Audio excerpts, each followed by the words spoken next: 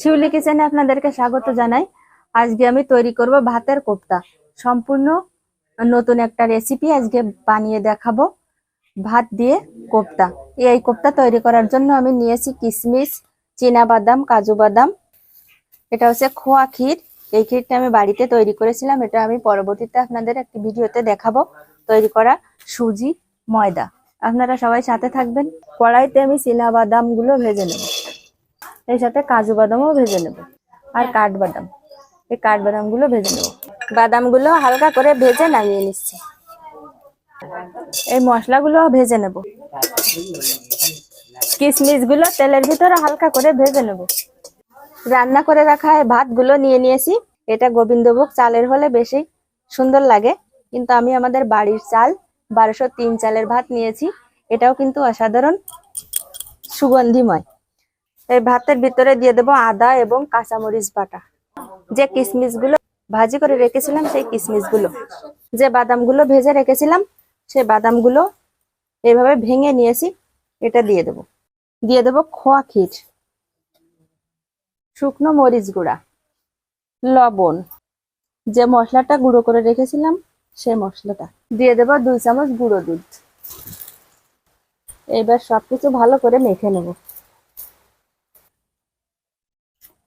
ভালো করে মাখিয়ে নিয়েছি। এইবার গোল গোল লাড্ডুর মতো করে বানিয়ে নেব। এই পাত্রের ভিতর গুঁড়ো দুধ, ময়দা আর একটু লবণ দিয়ে ভালো করে মিশিয়ে নিচ্ছি। আর এই পাত্রে নিয়ে নিচ্ছি সুজি। হাত দিয়ে এভাবে গোল গোল করে বানিয়ে নিয়েছি। এইবার এইগুলো দিয়ে দেব এর ভিতরে। ভালো করে নেড়ে চেড়ে মাখিয়ে এখান থেকে দিয়ে দেব সুজির ভিতরে।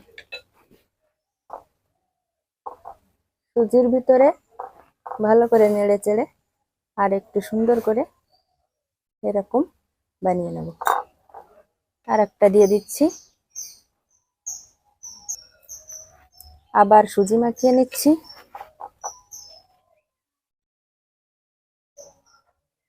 সবগুলো কোপ্তা এভাবে বানিয়ে নিয়েছি। এবার তেলের ভিতরে ভেজে নেব। কড়াইতে দিয়ে দেব সাদা তেল। তেল গরম হয়ে গেছে। এবার কোপ্তাগুলো ভেজে নেব।